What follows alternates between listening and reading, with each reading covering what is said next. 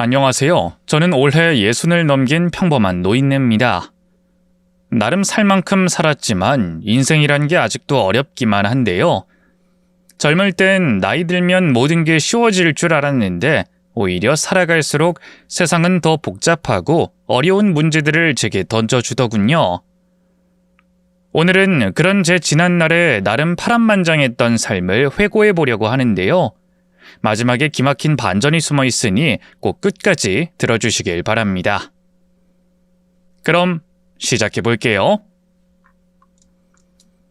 지금은 서울에서 살고 있지만 원래 제 고향은 작은 어촌 마을이었습니다. 아버지는 바다에서 일하는 어부였고요. 어머니는 부둣가에서 생선 손질하는 일을 하셨죠. 대부분의 시골 출신들이 그렇겠지만 저도 그 작고 비린내 나는 섬에서 하루빨리 탈출하고 싶었어요. 하지만 사내도 아니고 계집이었던 저로선 거길 벗어날 방법이 결혼 말고는 없었죠. 오빠들이야 부모님이 대학까지 보내주셨지만 전 중학교만 나오고 곧장 집안일을 도와야 했어요. 아버지는 입버릇처럼 여자가 가방끈 길어서 뭐하냐? 좋은 남자 만나 시집 잘 가는 게 최고지! 하고 말씀하시곤 했어요. 어릴 때부터 세뇌를 당해서인지 저도 그게 당연한 줄만 알았죠. 그렇게 10대 후반을 보내다 부모님이 정해주신 사람과 결혼했어요. 남편은 빈말로라도 잘생겼다고 할 순 없는 사람이었지만 그래도 착하고 성실한 사람이었죠. 바다 일을 하던 아버지와 달리 작은 공장을 다녔는데요. 월급이 그리 많은 편은 아니었지만 먹고 사는데 크게 부족함은 없었네요. 가정을 꾸린 뒤로 제 삶에도 크고 작은 행복들이 쌓여갔어요. 그중 가장 빛났던 순간은 다름 아닌 아들이 태어났을 때였죠. 아직도 기억에 생생해요. 몸을 반으로 가르는 것 같은 끔찍한 출산의 고통 속에서 아들을 품에 안았을 때가. 그때 그 쭈글쭈글하고 작은 얼굴을 마주하며 운명처럼 예감했더랬죠. 앞으로 난 평생 이 아이를 위해서 살게 될 것이라고. 그 예감은 적중했어요. 그토록 사랑하던 남편이 교통사고로 갑작스럽게 세상을 떠났을 때도 저는 슬퍼할 겨를조차 없었어요. 하나뿐인 아들을 책임져야 했기 때문이죠. 그때부터 제 인생은 온통 아들을 중심으로 돌아갔습니다. 시장에서 반찬 가게를 차려 생계를 꾸려나갔어요. 남들처럼 좋은 직장에 다니지도 못했고 배운 게 많지도 않았지만 어떻게든 돈을 벌어 아들에게 부족함 없는 환경을 만들어주고 싶었네요. 제 배 아파 낳은 하나뿐인 자식이라 그런 것도 있었지만요. 아들이 어릴 때부터 남다른 아이라 그런 것도 있었어요. 또래보다 말도 빠르고 유독 호기심이 많았죠. 장난감 자동차를 뜯어보며 구조를 분석하는가 하면 다친 새를 집에 데려와 붕대를 감아주기도 했어요. 그러면서도 공부까지 잘하니 전 그저 신기할 따름이었는데요. 아들이 중학교에 들어가고 얼마 안 됐을 때 또 한 번 아들과 제 운명을 송두리째 바꿔놓을 사건이 벌어졌어요. 시작은 아들 학급 선생님의 호출이었죠. 아들이 뭔가 말썽이라도 부린 건가 해서 긴장하며 학교로 찾아갔는데요. 웬걸 학교에서 IQ 테스트를 했는데 아들의 IQ가 거의 영재급이라 하더군요. 어머님, 지은이가 원래 공부 잘하는 건 알고 계셨죠? 네, 시험만 봤다 하면 100점이라고. 단순히 성적만 좋은 게 아닙니다. 수업 중에 하는 질문을 보면 사고력 자체가 남달라요. 이번에 IQ 테스트 결과 보고도 많이 놀랐습니다. 이대로 이 작은 시골 학교에서만 지내기엔 너무 아까운 인재예요. 뜻밖의 칭찬에 저는 얼떨떨했어요. 하지만 선생님의 다음 말이 절 긴장하게 만들었죠. 혹시 땡땡고등학교라는 곳에 대해 들어보셨나요? 땡땡고요? 텔레비전에서 본 적은 있는데 전국에 내로라 하는 수재들만 가던 학교예요. 지훈이 정도면 충분히 도전해볼 만합니다. 일단 거기 입학만 하면 전국으로, 아니 세계로 뻗어나갈 기회가 생길 거예요. 세계요? 네. 근데 문제는 저희 학교에선 땡땡 고등학교로 지훈이를 보낼 여건이 안 된다는 겁니다. 어머님, 지훈이 서울로 보내세요. 거기는 환경이 다릅니다. 특목고나 땡땡고 같은 유명 고등학교를 목표로 하는 아이들이 많고 학원이나 정보도 넘쳐나죠. 글쎄요. 갑자기 서울로 보내라니 너무 갑작스러워서. 제가 당황해 어쩔 줄 몰라 하자 선생님이 단호한 눈빛으로 제게 말했어요. 어머님, 지훈이 그냥 이런 시골 학교에서 내신 공부만 하긴 너무 아까운 아이예요. 지훈이의 그릇이 바다를 담을 정도로 커다란데 거기에 생수 한 병만 담아주는 꼴이라고요. 그 말을 듣는 순간 저는 깊은 고민에 빠졌어요. 아무리 아들을 위해서라지만 지금 살고 있는 곳을 떠나 서울에서 새롭게 시작한다는 건 너무 막막한 일이었거든요. 하지만 밤새 고민을 해도 결론은 하나였어요. 난 평생 이 좁은 섬에 갇혀서 살았지만 내 아들만큼은 더 넓은 세상을 보게 해주고 싶다. 그렇게 저는 가진 걸 모두 정리하고 아들을 데리고 서울로 올라갔어요. 서울에 올라온 뒤의 생활은 결코 쉽지 않았어요. 아들을 위해 최고의 환경을 만들어주고 싶었지만 서울이라는 도시에서 아무 연고도 없이 맨 땅에 헤딩하는 기분이었거든요. 시장에서 반찬 가게를 차려 근근히 생활을 꾸려나갔는데요. 집세를 내고 학원비를 대느라 허리가 휠 지경이었지만 그래도 후회는 없었어요. 하루에도 몇 번씩 이게 맞는 길일까 고민하면서도 아들이 학교에서 해맑게 웃으며 엄마, 나 오늘 수업에서 칭찬받았어! 라고 말할 때면 다시 힘이 나곤 했죠. 그렇게 시간이 흐르며 아들은 기대 이상으로 잘 자라줬어요. 목표했던 땡땡고등학교에도 당당하게 합격했는데요. 사실 진짜 문제는 그 다음부터였어요. 전국에서 손꼽히는 인재들만 모인 곳이라 그런지 아들이 영 적응을 못하더라고요. 처음으로 자신보다 뛰어난 아이들을 마주하게 돼서일까요? 처음 몇 달 동안은 잘 버티는 것 같더니 점점 기운이 빠지는 게 눈에 보이더군요. 성적도 예전 같지 않았고요. 그 학교는 다들 기숙사 생활을 했기 때문에 곁에서 보살펴 줄 수도 없고 걱정이 이만저만이 아니었는데요. 아니나 다를까 2학기 중간고사를 앞둔 어느 날 아들에게서 전화가 왔어요. 엄마 하고 첫마디를 내뱉는데 목소리가 이상하더군요. 울음을 참는 듯한 떨리는 목소리였죠. 엄마, 나 그냥 다시 고향으로 돌아가면 안 될까? 순간 가슴이 덜컥 내려앉았어요. 하지만 저는 흥분하지 않으려고 애썼죠. 지훈아, 무슨 일이야? 무슨 일 있었어? 그냥 난 여기랑 안 맞는 것 같아. 다들 너무 똑똑하고 나만 혼자 바보야. 여기 있을 자격이 없는 것 같다고. 그 말이 얼마나 가슴 아팠는지 몰라요.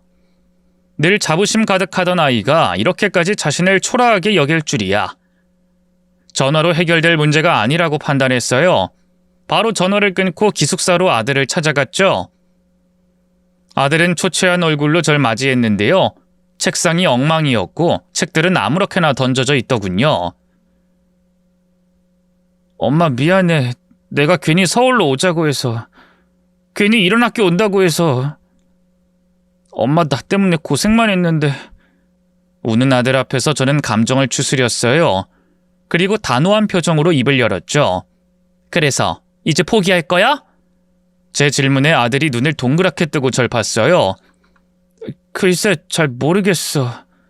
네가 고향에서 늘 1등 했다고 해서 여기서도 당연히 1등 해야 한다고 생각한 거야? 네 주변에 있는 애들도 다 자기 학교에선 1등이었어. 너만 힘든 거 아니야. 아들은 아무 말도 못하고 고개를 떨궜어요. 전 그런 아들의 손을 잡고 말을 이었죠. 너 지금 이대로 돌아가면 평생 후회할 거야. 네가 떠나기 전에 엄마한테 한 말 기억 안 나? 더 넓은 세상을 보고 싶다고 했었지. 그래, 그 말 했었지. 지금 넓은 세상을 보고 있잖아. 근데 겨우 몇 달 만에 포기할 거야? 아들은 눈을 질끈 감았어요. 그러더니 꺼질 듯한 목소리로 작게 중얼거리더군요. 근데 너무 힘들어, 엄마. 난 원래 공부 잘했는데 천재 아니냐는 소리도 많이 들었는데 여기선 내가 천하의 바보 멍청이 같아. 지훈아, 엄마도 서울 와서 처음엔 힘들었어. 여기 사는 사람들은 다 똑똑하고 뭐든 척척 해내는 것 같았지. 하지만 그런 사람들도 다 자기만의 방식으로 버티고 노력하고 넘어지고 다시 일어나는 거야. 엄마도 장사 처음 시작했을 땐 하나도 몰랐어. 근데 어떻게든 부딪히고 배우다 보니 이젠 단골 손님들도 많아졌고 나름 자리를 잡았지. 그렇게 되기까지 엄마가 얼마나 노력했는지 지훈이 너도 알지? 늘 옆에서 봐왔잖아. 응, 알지. 엄마도 네가 고향에서 이 학교를 꿈꾸며 얼마나 열심히 했는지 다 알아. 여기까지 온 것도 네가 그만큼 노력했기 때문이야. 그러니까 지금부터 다시 해보자. 조금만 더 버텨보자. 엄마가 널 믿는 것처럼 너도 너 자신을 믿어봐. 아들은 조용히 제 말을 듣더니 한참을 망설이다가 천천히 고개를 끄덕였어요. 그래, 알겠어, 엄마. 나 다시 해볼게. 그날 이후로 아들은 조금씩 다시 마음을 잡기 시작했어요. 좌절하는 날도 있었지만 예전처럼 쉽게 포기하려 들진 않았어요. 여전히 힘들어했지만 그래도 그 힘듦을 받아들이는 법을 배워가는 것 같았죠. 한 뼘 성장했다고나 할까요? 덕분에 아들은 고등학교에서도 곧 상위권 성적을 되찾았고요. 학교 선생님들의 도움 덕분에 미국 명문대의 장학생으로 선발됐어요. 공항에서 아들을 배웅하던 기억이 아직도 생생해요. 혼자 남겨지는 기분이 들어 눈물이 핑 돌았지만 한편으로는 너무 기뻤죠. 어릴 적부터 똑똑했던 내 아이가 이제는 진짜 더 넓은 세상으로 나아가게 된 거니까요. 엄마, 나 미국 가서도 잘할게. 알지? 엄마가 있었기 때문에 내가 여기까지 올 수 있었던 거. 정말 고마워.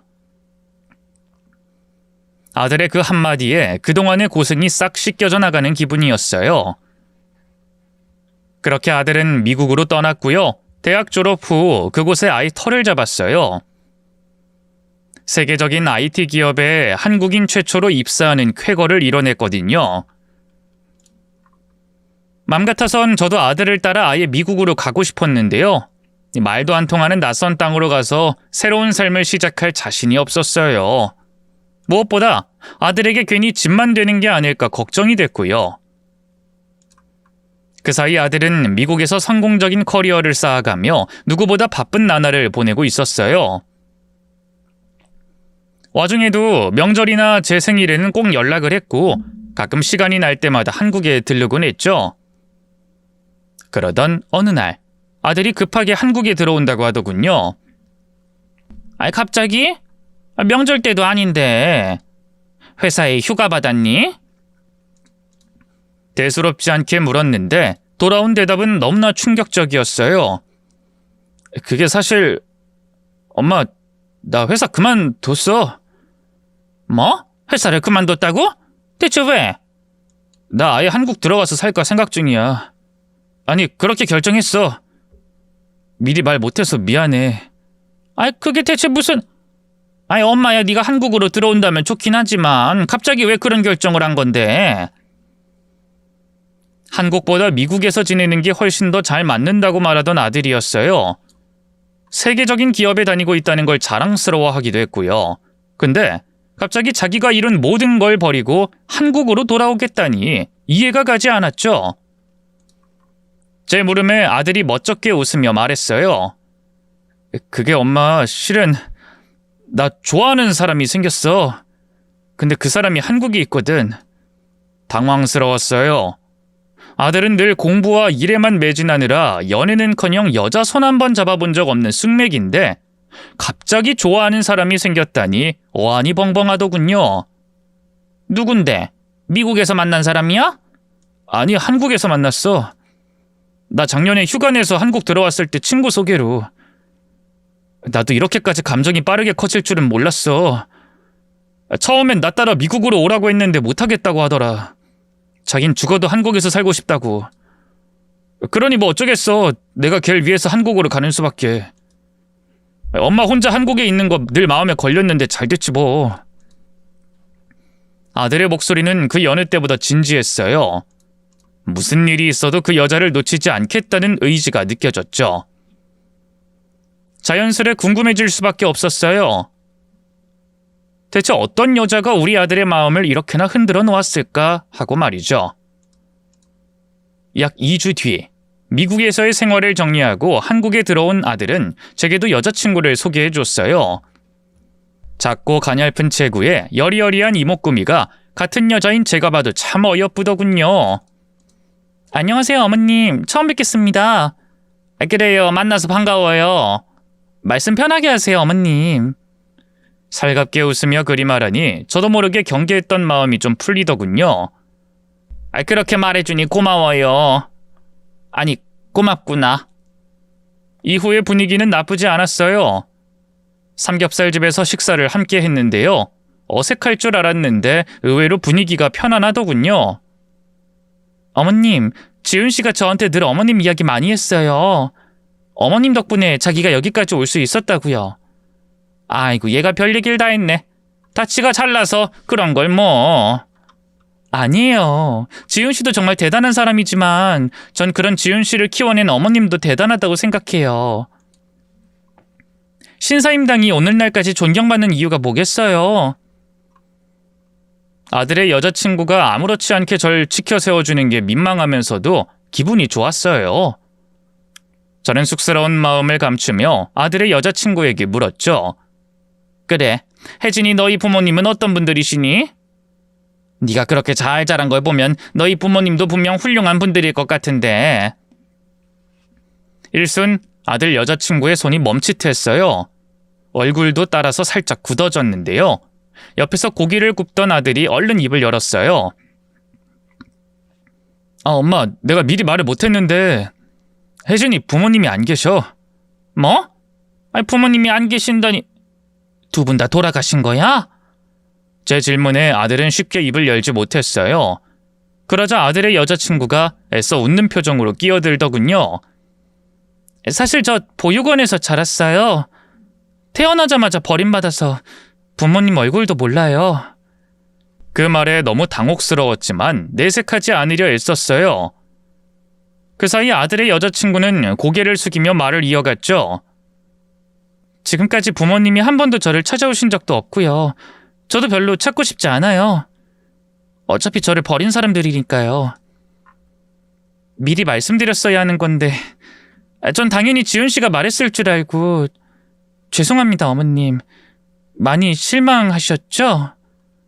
마지막 말에 가슴이 생채기라도 난 듯 쓰라렸어요. 이 아이가 지금까지 살아오면서 고아라는 이유로 참 많은 벽을 마주했겠구나 싶어서 말이죠. 그래서 재빨리 입을 열었어요. 실망이라니. 부모 없는 게 혜진 양 죄도 아니고 어디서 어떻게 자랐는지가 뭐가 중요해. 부모 없이도 참 바르고 예쁘게 잘 컸는데. 제 말에 아들의 여자친구가 놀란 눈으로 절 쳐다봤어요. 그러다 살짝 눈가가 붉어지더군요.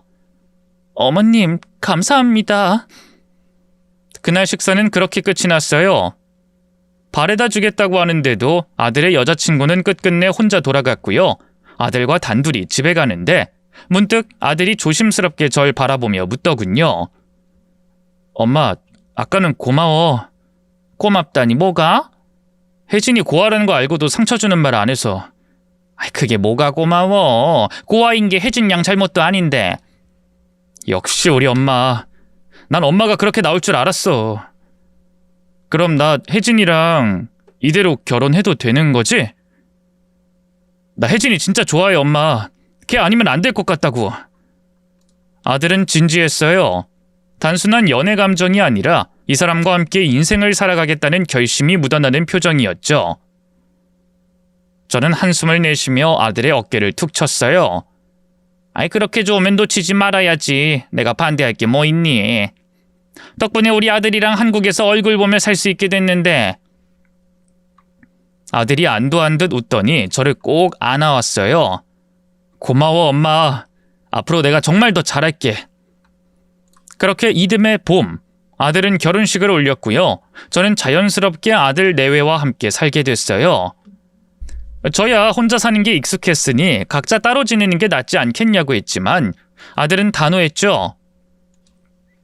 내내 미국에서 지내면서 엄마 혼자 둔 게 얼마나 마음에 걸렸는데. 이제 하나뿐인 아들이 한국 들어왔는데 당연히 아들하고 같이 살아야지. 그치만 새아가가 불편할 수도 있고. 걱정 마. 혜진이도 좋다고 했으니까.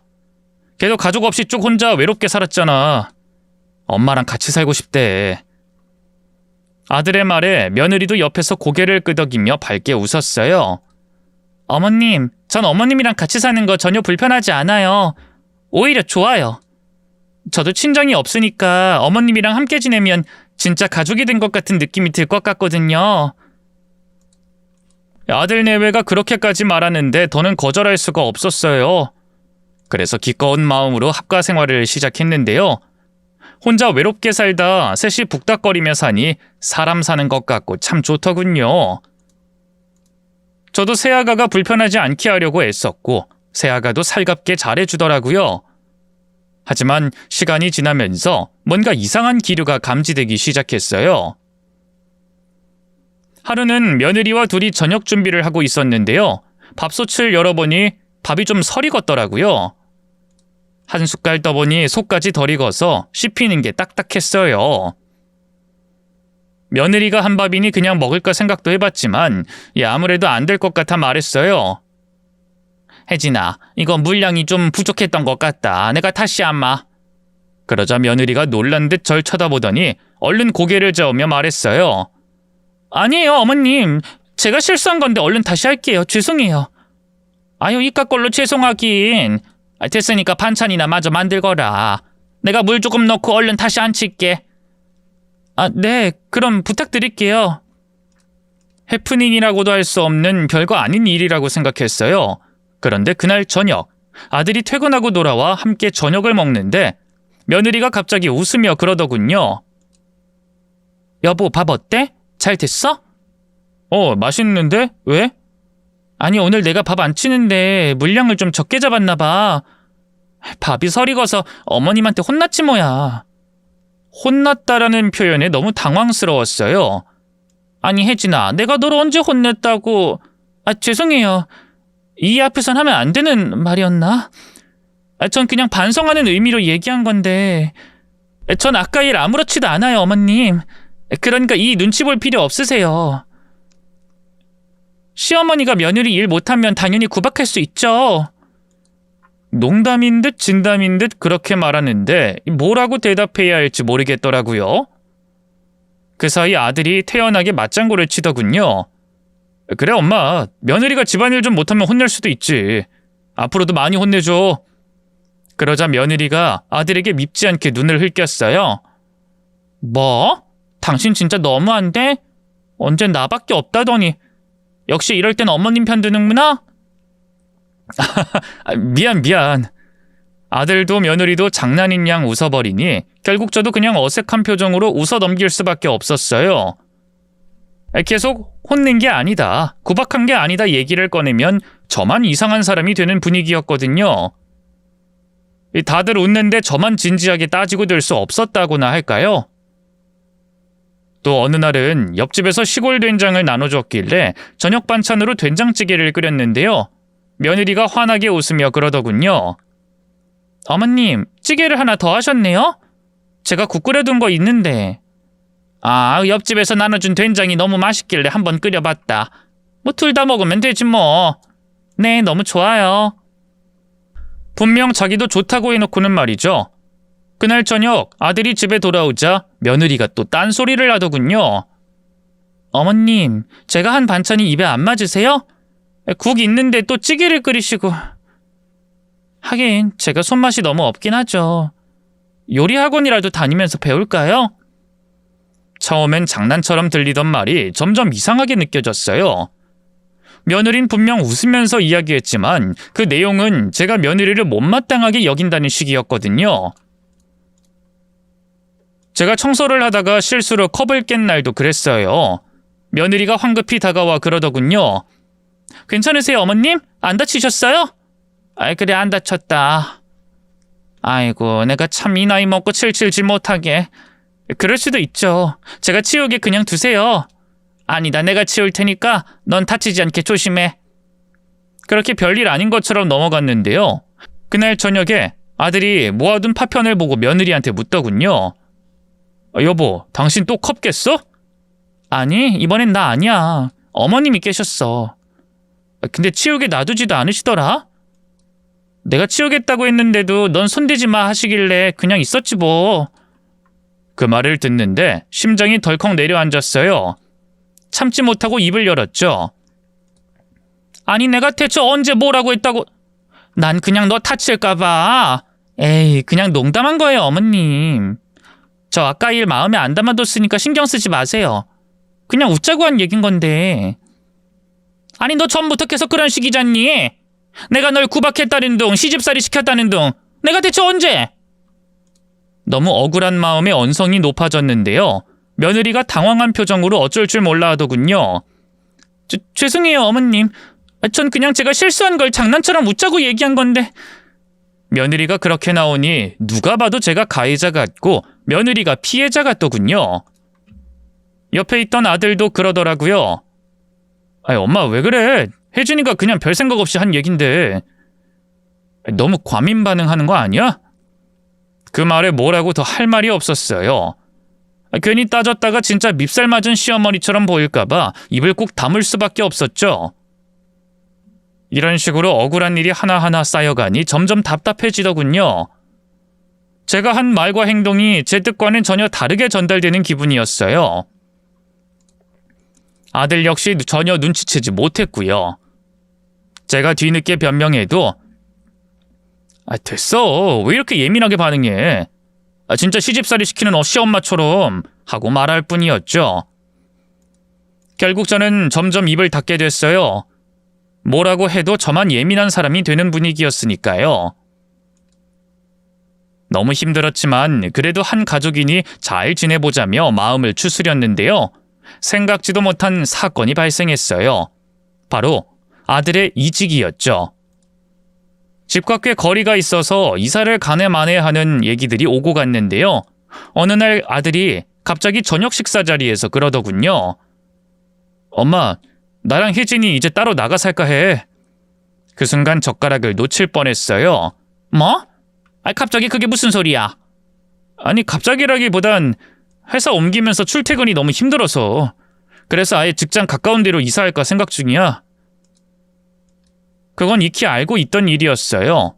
다만 이사를 갈 땐 당연히 저도 같이 갈 거라고 생각했었죠. 제가 배신감과 서운함에 아무 말도 못하고 있는데 아들이 그런 제 속내를 다 안다는 듯이 다시 입을 열었어요. 미안해. 근데 이제 슬슬 혜진이랑 나도 애를 가져야 하니까 좀 둘만의 시간이 필요하지 않을까 싶어. 아들이 그렇게까지 말하는데 뭐라고 하겠어요. 그렇게 아들 내외는 둘이서만 쏙 이사를 가버렸고요. 전 인근의 작은 빌라로 거처를 옮겼죠. 마치 버림받은 기분이었지만 굳이 내색하진 않았네요. 저도 자존심이 있었으니까요. 그 뒤로 아들 내외는 일이 바쁘다며 좀처럼 저를 찾지는 않았는데요. 계절이 몇 번 바뀌고 뜻밖의 좋은 소식이 찾아왔어요. 바로 며느리의 임신 소식이었죠. 그토록 바라던 손주였기에 얼마나 기뻤는지 몰라요. 며느리가 먹고 싶다는 음식을 바리바리 싸다 주고 집안일까지 대신해주면서 정성껏 며느리를 돌봤죠. 그 덕분인지 며느리는 이듬해 건강한 사내 아이를 낳았는데요. 병원에서 손주를 품에 안고 있는 아들을 보는데 그 옛날 갓 태어난 아들을 처음 안았던 순간이 떠오르더군요. 아들에 이어 손주를 품에 안고 있자니 눈물이 왈칵 쏟아졌어요. 작은 생명이 내 품에서 꿈틀대는 게 어찌나 벅차던지요. 이 아이가 잘 자랄 수 있도록 나도 할 수 있는 한 힘이 되어줘야겠다고 다짐했죠. 다행히 손주는 크게 아픈 곳 없이 무럭무럭 잘 자라줬어요. 분가 후 아무래도 며느리 눈치가 보여 자주 손주를 보러 갈 수 없는 게 못내 아쉽기만 했는데요. 어느 날 뜻하지 않은 기회가 찾아왔어요. 바로 며느리가 다시 회사를 다니기 시작한 거였죠. 이제 준영이도 태어났는데 그이 벌이로는 아무래도 부족한 것 같아서요. 저도 같이 벌려고요. 아이, 준영이가 아직 어린데 벌써? 나도 해봐서 알지만 일까지 병행하면서 애 키우는 게 쉽지 않을 텐데. 그러니 어머님이 많이 도와주셔야죠. 내가? 네. 어머님이 좀 봐주시면 안 될까요? 제가 일 끝나고 바로 데리러 올게요. 유치원 갈 때까지만 부탁드려요. 네? 며느리의 부탁에 기쁘기도 하고 한편으로는 걱정이 되기도 했어요. 이 육아라는 게 체력적으로 얼마나 고된 일인지 잘 알고 있었으니까요. 하지만 손주를 언제든 볼 수 있다는 생각에 망설이다 승낙했죠. 그렇게 손주를 돌보는 날들이 시작됐는데요.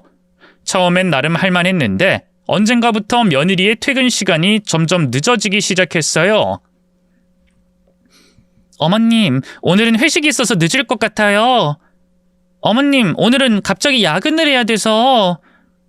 처음엔 이해하려 했어요. 근데 하루 이틀이 아니라 일주일에 서너 번은 늦게 오더군요. 결국 아예 손주를 재우고 기다리는 날이 많아졌죠. 그뿐만이 아니었어요. 시간이 지날수록 며느리의 옷차림이 점점 바뀌더라고요. 치마가 날이 갈수록 짧아지고 화장도 진해졌죠. 아무리 사회생활을 한다지만 그래도 결혼한 여잔데 이건 아니다 싶었어요. 그래서 한 번은 대놓고 얘기했죠. 얘, 너 치마가 너무 짧은 거 아니니? 회사에서 일할 때 불편할 것 같은데. 네?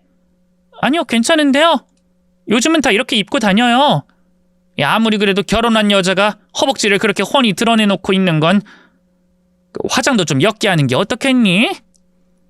그 말이 지나친 간섭처럼 느껴진 걸까요? 며느리의 표정이 순식간에 굳어졌어요. 제가 알아서 할게요. 어머님은 회사 한번 다녀본 적 없으면서 뭘 한다고 이래라 저래라 하세요? 아니, 난 그냥 됐어요. 애 봐준다고 유세 부리는 것도 아니고. 앞으로 준영이 제가 알아서 할 테니까 신경 쓰지 마세요. 그렇게 며느리는 일방적으로 화를 쏟아내고 제가 잡을 틈도 없이 집에 가버렸어요. 그리고 다음 날부터 정말로 손주를 데리고 오지 않더군요. 슬쩍 아들에게 물어보니 좀 이르지만 어린이집에 보내기로 했다고 하더군요. 엄마, 혜진이한테 애엄마가 뭐 하는 거냐고 잘 좀 하라고 뭐라고 했다며. 안 그래도 일하랴 준영이 챙기랴 힘든 사람한테 왜 그랬어. 씨자식 좀 그만해. 아들의 책망 어린 목소리에 너무 억울해 눈물이 팽 돌았어요. 아니, 난 그냥 혜진이 옷차림도 좀 거시기 하고 화장도 진한 것 같아서. 그리고 점점 애 데리러 오는 시간이 늦어지니까. 그러니까 그런 거 왜 엄마가 뭐라고 하냐고. 남편인 나도 아무 말 안 하는데. 끝까지 제 얘긴 들으려고도 안 하고 며느리 편만 드는 아들이 야속했어요. 그래도 차마 내색할 순 없었네요. 아들이 이직 후 너무 힘들게 일하고 있었거든요. 매일 새벽같이 나가 한밤중이나 퇴근했고요. 따로 주말에도 출근을 하더군요.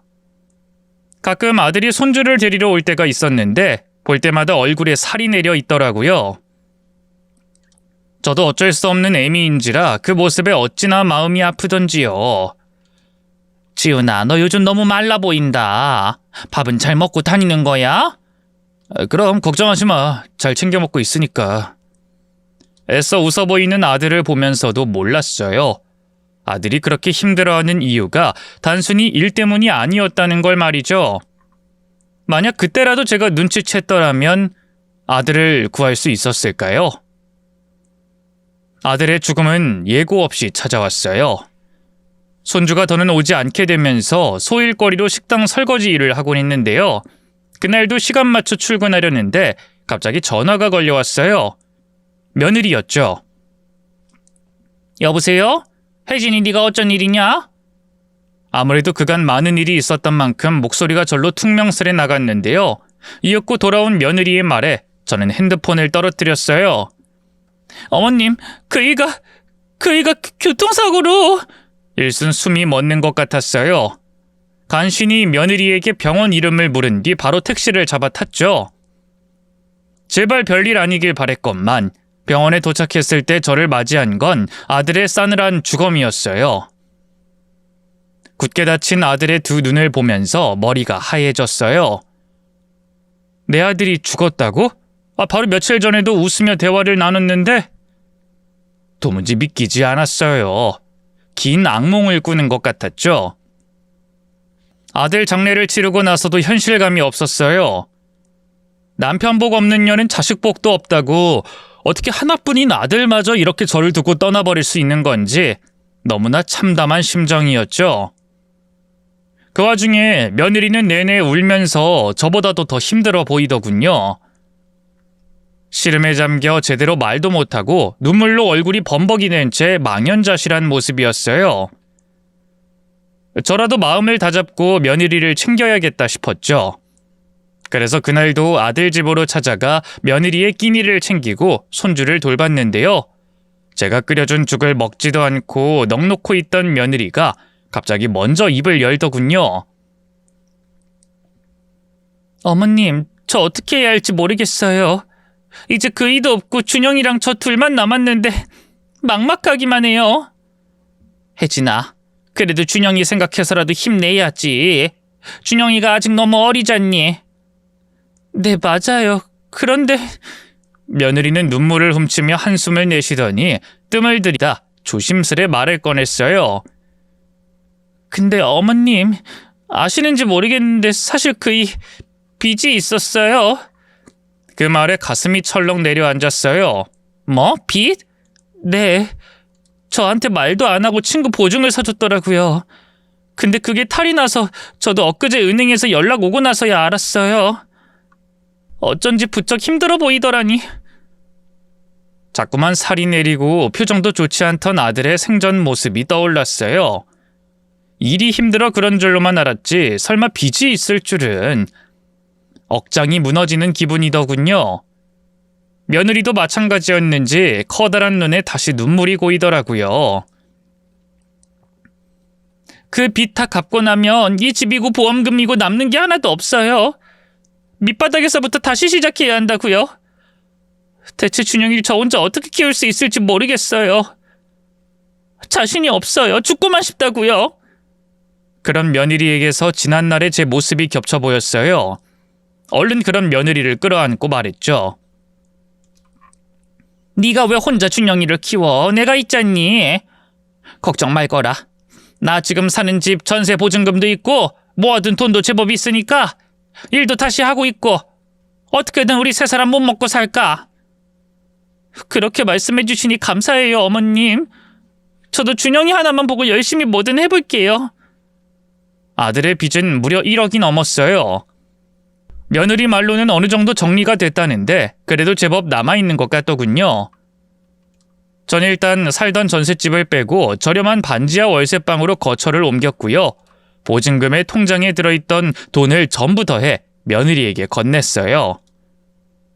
처음엔 받지 않겠다던 며느리도 사정이 급하니 결국 울며 그 돈을 받더군요. 감사해요, 어머님. 정말 너무 감사해요. 감사할 게 뭐가 있어. 내 아들 빚 애미인 내가 갚는 건데. 오히려 네가 죽은 지온이 때문에 고생하는 것 같아서 마음이 안 좋구나. 그런 말씀 마세요. 저 이제 그 사람 원망 안 하니까. 어쨌든 제가 너무 사랑한 사람인걸요. 저 그 사람 생각해서라도 우리 준영이랑 열심히 살 거예요. 이후 며느리는 서울 집을 정리하고 고향으로 내려갔어요. 그곳에서 남의 집 파출부 일을 하며 손주를 키울 거라고 하더군요. 예전처럼 손주를 자주 볼 수 없게 된 게 아쉬웠어요. 맘 같아선 같이 살고 싶었는데 며느리가 그건 좀 부담스러웠는지 거절하더라고요. 고향 내려가고 얼마 안 돼선 자주 연락이 왔는데요. 시간이 흐를수록 점점 연락이 뜸해지기 시작했어요. 부담스러워할까봐 먼저 연락도 잘 못했는데 어느 날 명절 맞이에 전화를 걸어보니 번호가 바뀌었다고 나오더군요. 얼마나 당황스러웠는지 몰라요. 햇수를 헤아려 보니 아들이 죽은 지도 벌써 3년이 지났더라고요. 그 사이 다른 남자라도 생긴 걸까 싶고 마음이 안 좋더군요. 처음엔 그래 새 출발하게 둬야지. 기다리고 있으면 연락이 오겠지 했는데요. 시간이 흐를수록 손주의 얼굴이 눈에 밟히더라고요. 결국 주변을 수소문해 며느리의 행방을 알아보기 시작했어요. 며느리가 일가 친척 하나 없는 천의 고아라 결국 흥신소의 도움까지 받아야 했죠. 흥신소에서 알려준 주소 하나의 의지에 그렇게 연고도 없는 지방으로 내려갔는데요. 주소와 일치하는 집으로 찾아가 보니 의외로 호화스러운 2층짜리 단독주택이었어요. 며느리가 설마 이렇게 대궐 같은 집에서 사는 걸까 반신반의하다 용기를 내 초인종을 눌렀는데요. 문이 열리는 순간 저는 말문이 막혔어요. 혜진아. 오랜만에 마주한 며느리는 제가 기억하는 그 모습이 아니었어요.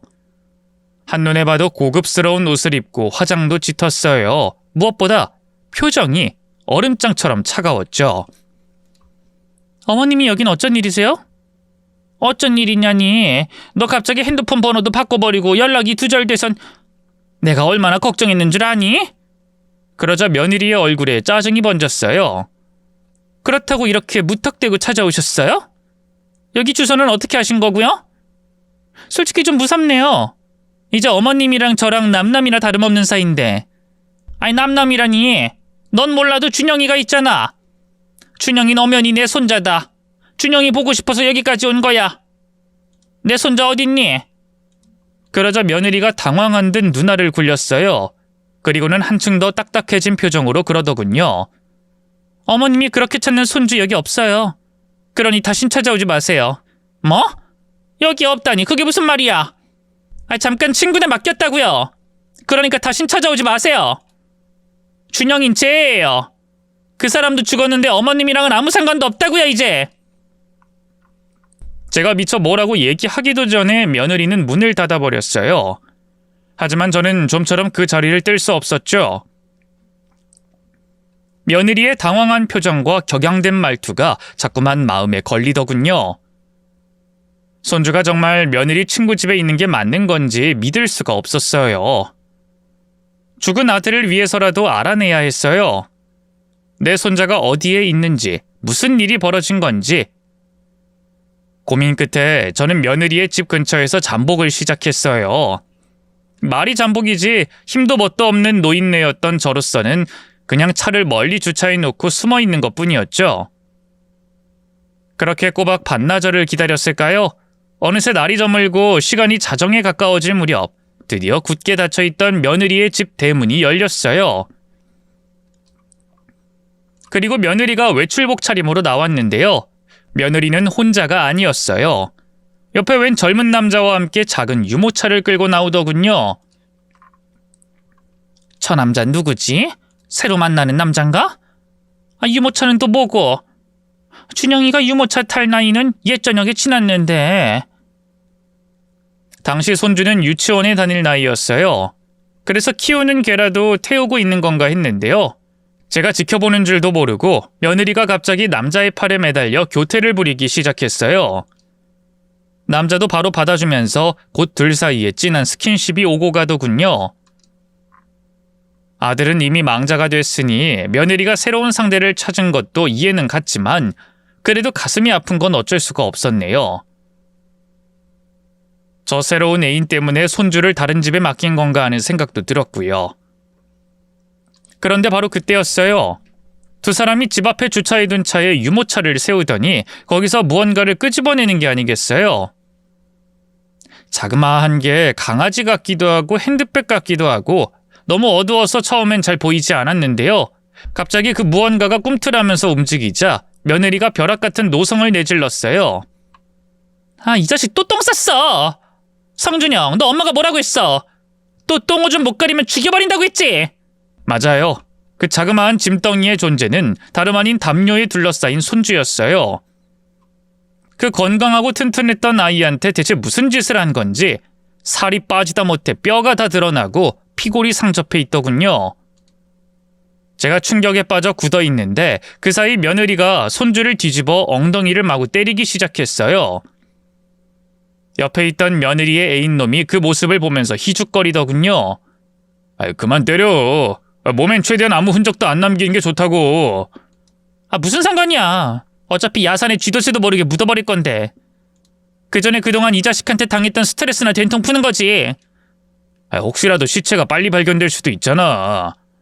그리고 아까 그 할망구 찾아왔었다면서. 아무것도 눈치 못 챈 것 같아? 그런 것 같아. 그 멍청한 노인네 여기까지는 어떻게 냄새를 맡고 찾아온 건지. 아까치 손주 내놓으라며 난리칠 땐 정말 시겁했잖아. 정말 경악스럽게도 며느린 그 애인놈과 둘이서 그동안 손주를 학대해온 거였어요. 심지어 제가 손주를 찾으러 오자 그동안 자기들이 했던 짓이 들킬까봐 손주를 죽일 결심까지 했더군요. 제가 분노와 충격으로 덜덜 떠는 사이 며느리와 애인놈은 손주를 차에 태우고 어딘가로 달리기 시작했어요. 저는 다급하게 그 뒤를 쫓으면서 경찰에 신고했죠. 사안이 위급한 만큼 경찰이 금방 출동하겠다고 하더군요. 하지만 문제는 며느리가 계속 이동하고 있다는 거였어요. 자칫 잘못해 놓치는 순간 손주는 영영 돌아오지 못할 곳으로 가버릴 위험이 높았죠. 저는 한적한 외곽도로를 따라 빠르게 이동하는 며느리의 차를 필사적으로 쫓았어요. 가로등 하나 없는 깜깜한 길, 차 한 대도 지나지 않는 그곳에서 저는 온몸이 땀에 젖은 채 기도했어요. 제발 놓치지 않게 해주세요. 내 손주를 살려주세요. 그런데 그 순간 며느리의 차가 갑자기 멈춰섰어요. 저도 급히 차를 세우고 몸을 웅크린 채 지켜봤죠. 두 사람이 트렁크를 열고 안에 있던 손주를 끄집어내더군요. 여전히 담요에 둘러싸인 손주는 축 늘어져 있었어요. 빨리 끝내자. 시간 끌면 귀찮아져. 며느리가 낮은 목소리로 말했고 남자가 손주를 안은 채 산을 오르기 시작했어요. 적당한 곳을 찾아 묻어버리려는 것 같더군요. 차마 볼 수 없는 광경에 저는 더는 참지 못하고 튀어나갔어요. 너희들 대체 뭐 하는 짓이야? 제 외침에 두 사람이 동시에 절 돌아봤어요. 어머님이 여기까지 어떻게... 내 손주 당장 내려놔! 저는 손주를 안고 있던 며느리의 애인놈에게 겁도 없이 달려들었어요. 그러나 손주를 잡아치려는 순간 남자가 눈을 번뜩이며 저를 밀쳐냈어요. 저는 균형을 잃고 넘어지며 바닥에 팔꿈치를 부딪혔죠. 이 할망구가 미쳤나? 죽고 싶어? 남자가 성큼성큼 다가와 고함을 질렀는데요. 그 눈빛이 소름 끼치도록 날카롭더군요. 며느리가 당황한 표정으로 저를 바라봤어요. 이제 어쩌지? 이 할망구가 우리 하는 거 봤잖아. 어쩌긴 뭘 어째? 손주랑 사이좋게 보내드려야지. 남자가 손주를 그냥 땅에 던지듯 내려놓더니 양손을 탈탈 털며 제게 다가왔어요. 그리고 제 목덜미를 잡아 바닥으로 내려 찍으려는 바로 그 순간이었어요. 할머니... 아주 작은 목소리였지만 분명 손주의 목소리였어요. 다급하게 고개를 돌려보니 손주가 눈을 반쯤 뜬 채 저를 부르고 있더군요. 그 모습을 본 순간 내부에서 기이한 힘이 샘솟았어요. 어떻게든 손주를 구해내야 한다. 그 생각밖에 없었죠. 죽음의 공포보다 손주를 지켜야 한다는 본능이 먼저였네요. 저는 제 목덜미를 잡고 있던 남자의 팔을 있는 힘껏 깨물었어요.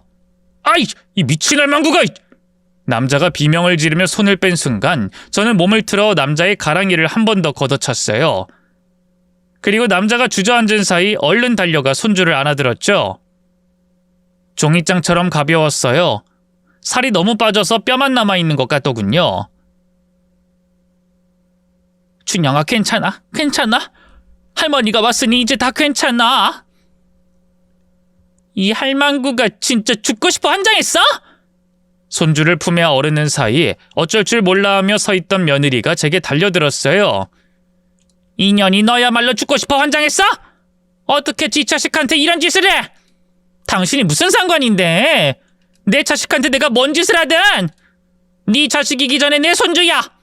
저는 달려드는 며느리를 향해 침착하게 미리 손이 쥐고 있던 흙 한 줌을 뿌려버렸어요. 며느리는 눈을 감싼 채 비명을 지르며 주저앉았죠. 그 사이 저는 손주를 끌어안고 미친 듯이 달리기 시작했어요. 이곳이 어딘지도 모르겠고 발이 어디로 향하는지도 몰랐어요. 그저 살아야 한다는 본능 하나로 필사적으로 앞만 보며 뛰었네요. 그렇게 얼마나 뛰었을까요? 뒤에서 며느리와 그 애인놈의 외침이 들려왔어요. 자기 뭐해? 저거 잡아. 빨리 잡으라고. 이 망할 할망구가... 남자가 죽어라 달려와 빠르게 저를 따라잡기 시작했어요. 젖먹던 힘까지 다해 뛰었지만 아무래도 젊은 성인 남자의 속도를 이기기엔 무리가 있었죠. 그렇게 남자가 제 목덜미를 잡아채려던 바로 그 순간 갑자기 환한 불빛이 저희를 비추더니 요란한 사이렌 소리가 울려 퍼졌어요. 마침내 경찰이 도착한 거였죠. 그 소리에 놀란 남자가 그대로 굳어버렸고요. 그 사이 차에서 내린 경찰들이 며느리와 남자를 포위했어요. 손들어! 움직이지 마!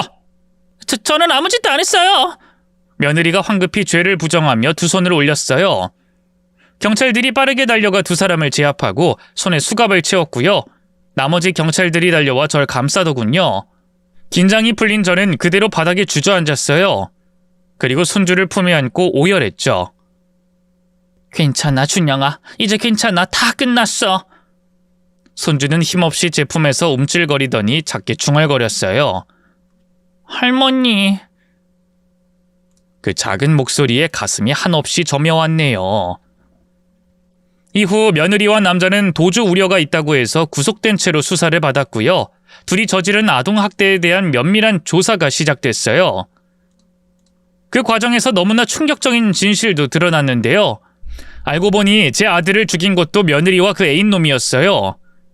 둘은 저희 아들이 살아있을 때부터 눈이 맞은 상태였고요. 아들이 그 사실을 알게 되자 아들의 재산을 노리고 교통사고로 위장해 죽인 거였죠.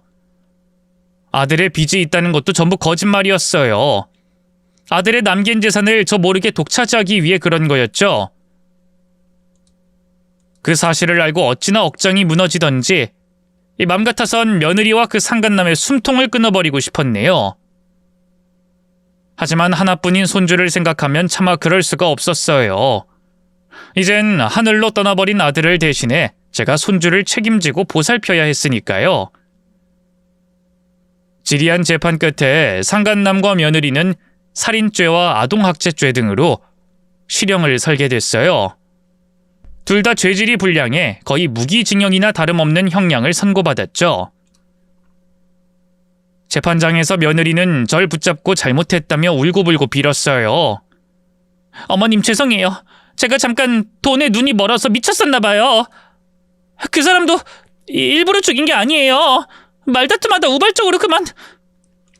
제가 그 사람 얼마나 사랑했는지 어머님도 아시잖아요. 그 입 안 닥쳐? 내 아들 죽여놓고 어디 사랑을 운운해? 우리 사이를 생전에 이간질까지 한 주제. 맞아요. 이 또한 수사 과정에서 밝혀진 사실인데요. 알고 보니 아들이 갑자기 분가를 선언한 것도 며느리의 술수였어요. 계속해서 아들에게 제가 시집살이를 시킨다는 둥, 무시하고 욕을 한다는 둥 이간질을 했더군요. 전 그것도 모르고 아들을 그냥 떠나보냈으니 어떻게 며느리를 용서할 수 있었겠어요. 더군다나 하나뿐인 손주도 돈 때문에 데려가 놓고 그렇게 학대를 했는데요. 저는 매달리는 며느리의 뺨을 가차없이 때렸어요. 그러자 주변에 있던 변호사와 법원 경호원들이 저를 말리더군요. 그래서 마지막으로 며느리에게 침을 뱉어주며 말했죠. 이 더러운 년, 평생 감옥에서 썩으면서 네 죗값 치르거라. 어머님, 제발 한 번만 선처해주세요. 어머님! 저는 울부짖는 며느리를 뒤로하고 돌아섰어요. 며느리는 교도소에 들어간 뒤로도 종종 편지를 보내왔지만 저는 받는 족족 전부 태워버렸고요. 지금은 아예 다른 곳으로 이사를 와버렸네요. 다행히 손주는 잘 커주고 있어요. 제가 손주를 다시 찾았을 때만 해도 영양실조에 자폐 증세까지 보이고 있었는데요. 다행히 여러 병원을 전전하며 치료받고 잘 먹이자 많이 나아졌어요. 저를 보며 무고하게 웃는 손주를 보고 있으면 아들이 생각나기도 하면서 가슴 한편이 아려온답니다. 이제 제 소원은 딱 하나예요. 손주가 성인이 돼 자기만의 가정을 꾸릴 때까지 제가 건강하게 살아있는 거죠. 그래서 틈날 때마다 운동도 열심히 하고요. 따로 보약도 챙겨 먹고 있답니다. 부디 손주와 제 앞날에 축복만 가득하길 빌어주세요. 긴 얘기 들어주셔서 고맙습니다. 모두 건강하세요.